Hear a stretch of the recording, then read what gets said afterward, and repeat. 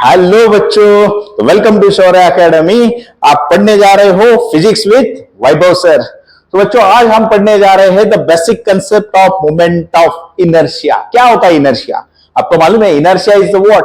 Tendency of an object to remain at rest और to remain in motion unless and until there is no external forces apply on the object. Means we can say that it is the what? Tendency to oppose, tendency to resist. So बच्चों क्या है actual में moment of inertia, तो देख लेंगे।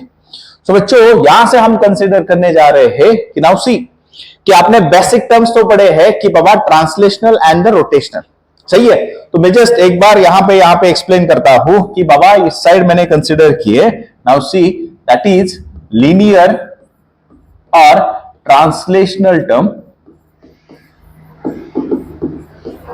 यहां पे मैंने कहा रोटेशनल टर्म, रोटेशनल, और यहां पे उनके बीच का बच्चों मैं लिख रहा हूं रिलेशन, सही है। तो ध्यान दे दो मैं क्या बोलना चाहता हूं। आपको मालूम है बच्चों ट्रांसलेशनल और linear displacement, if the displacement linear displacement is measured in metre, तो यहां पे कौन होगा बच्चों? Angular displacement measured in radian.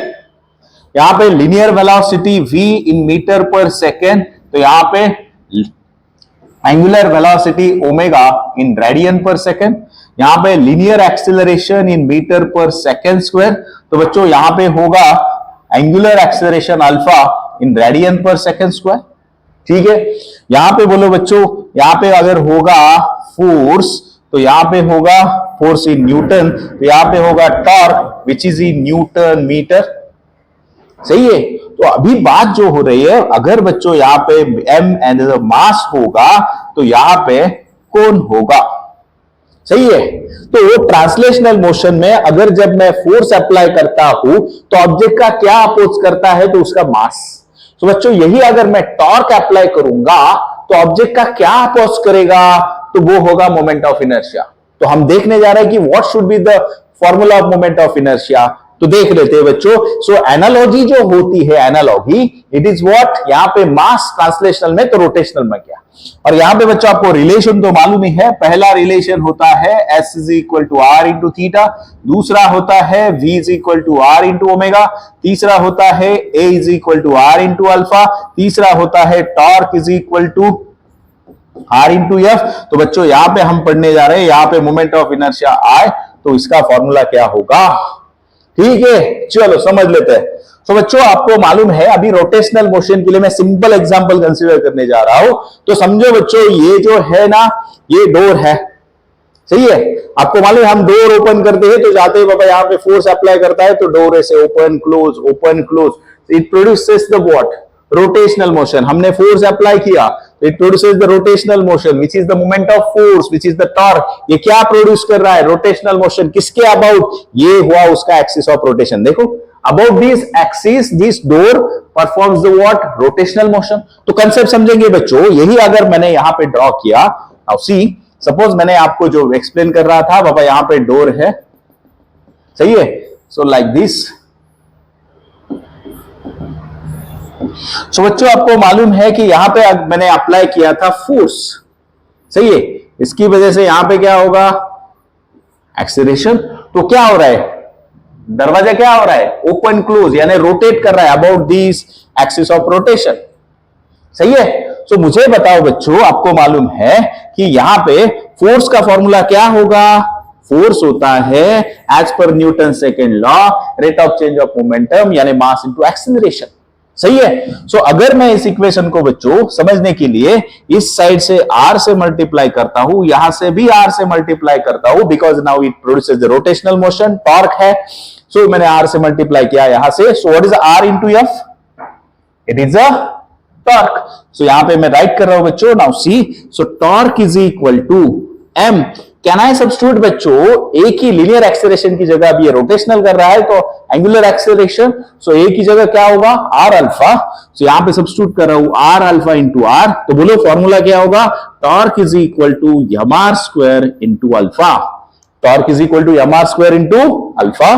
सो बच्चों आप देख टर्म जो अच्छे से ऑब्जर्व कर रहे हो। सो नाउ सी, इसको मैं इंटेंशनल ब्रैकेट बना रहा हूं। क्यों? हमको कंपेयर करनी है एनालॉजी। क्या एनालॉजी कंपेयर करनी है? नाउ सी कि बाबा यहां पे मैं इंटेंशनली लिखने जा रहा हूं, अगर बच्चों फोर्स का फॉर्मूला मास इंटू एक्सेलरेशन होगा which is in the translational motion, तो यहां पे टॉर्क का फॉर्मूला मिला कि बाबा into alpha force torque rotational में, linear acceleration in translational angular acceleration alpha. तो यहां पे कौन अपोज कर रहा है? मास। तो बच्चों यहां पे कौन क्वांटिटी आ गई? एम आर स्क्वायर, और इसको हो बोलते हैं बच्चों moment of inertia, which is a what? So what is the moment of inertia?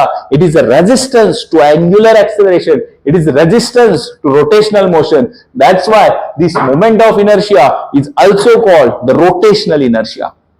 That is also called the what? Rotational inertia.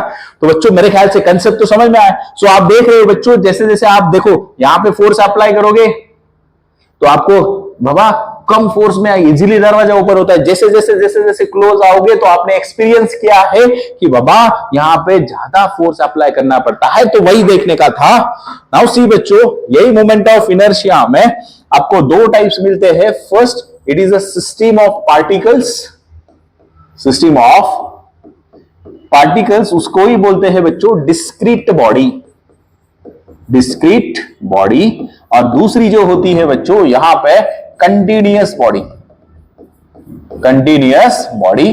तो बहुत इजी है बच्चों, what is my mean by system of particles और the discrete body, कि बाबा ऐसा object जिसको हम finite number of particles में डिवाइड कर सकते हैं वो होगा सिस्टम ऑफ पार्टिकल और discrete. Continuous, we can't possible to divide this body into number of particles and do the analysis. No. So यहां पे हमको फॉर्मूला देखना है बच्चों। तो आपने देखा, मैंने यहां पे कंसीडर किया this is the axis of rotation, ठीक है। तो यहां पे कंसीडर कर रहा हूं बच्चों different particles are rotating about the axis of rotation. So ये नंबर ऑफ पार्टिकल्स हो गए, ठीक है। So they are rotating. Now this one is what? Perpendicular distance from the axis of rotation. R1, R2, R3. यहां पे बच्चों R4, Rn, R5 देखिए यहां इंडिकेट कर रहे हैं। These are the distances of the particles from the axis of rotation. About this axis, your body is now going to rotate. यहां से समझने के लिए मैं ऐसा कुछ तो ऑब्जेक्ट निकल रहा, सही है। सो बच्चों इस केस में अभी आपने फॉर्मूला देखा कि मोमेंट ऑफ इनर्शिया फॉर्मूला आपको क्या मिला? I is equal to M are square, सही है। सो यही अगर मैं अप्लाई करूंगा बच्चों तो क्या मिलेगा? m1 r1 square, m2 r2 square, m3 r3 square, so up to mn जितने नंबर ऑफ पार्टिकल्स में डिवाइड किया rn स्क्वायर, सही है। बच्चों कह रहा है right this equation in terms of summation form, तो बोलो क्या होगा? आपको मालूम है? यस, वेरी गुड, बोलो बोलो। सो आई जो होगा समेशन ऑफ किसका समेशन है? एम आर स्क्वायर का। सो कहां से स्टार्ट कर रहा है? आई इज इक्वल टू 1, कितने नंबर ऑफ पार्टिकल्स? n, तो summation of M I R I square. ये क्या देगा? मोमेंट ऑफ इनर्शिया का फॉर्मूला किसके लिए देगा? सिस्टम ऑफ पार्टिकल और डिस्क्रीट बॉडी के लिए। सो ये फॉर्मूला होगा बच्चों। Now see this is the moment of inertia to calculate the discrete body. Now next जो है that is a continuous body. So बच्चों कंटिन्यूअस बॉडी के लिए हम जो फॉर्मूला यूज करते हैं वो है moment of inertia is equal to integration of r square into d. Because वहां पे हम इंटीग्रेशन मेथड यूज करेंगे, छोटा सा स्मॉल एलिमेंटल मास लेंगे and now we integrate between the limits and finding out the moment of inertia of a what? Continuous body. So clear? So बच्चों मेरे ख्याल से समझ में आया है concept of moment of inertia और ये दो फॉर्मूले for continuous and the discrete body, ठीक है। सो होप सो आप सबको समझ में आया है बच्चों। तो पढ़ते रहो physics with Vaibhav sir. If you like the video please do not forget to like, share and subscribe. तो पढ़ते रहो फिजिक्स विद वैभव सर। है वैभव सर तो नई फिजिक्स का डर। Thank you.